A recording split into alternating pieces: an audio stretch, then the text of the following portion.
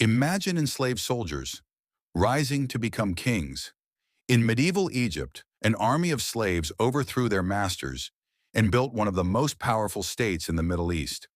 So powerful that they stopped Mongol invasion and defeated the Crusaders. They were called the Mamluk Sultanate. The word Mamluk literally means owned or slave. But these were not ordinary slaves. Young boys were purchased from the steppes of Central Asia, the Caucasus, and Eastern Europe. Many were Turkic or Circassian. They were brought to Egypt, converted to Islam, and trained from childhood to become elite cavalry warriors. Inside massive military barracks, they learned horse archery, sword, fighting, military discipline, loyalty to their fellow soldiers. By the time they became adults, they were among the most highly trained soldiers in the medieval world.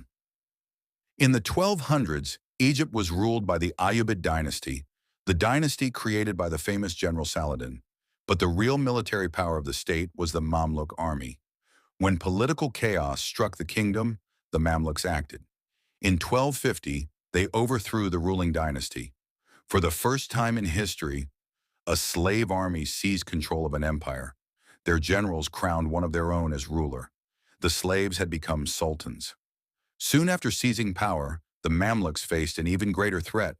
The unstoppable Mongol Empire was sweeping across the Middle East. They had already destroyed the Abbasid capital during the siege of Baghdad, 1258. Many believed no army could stop them.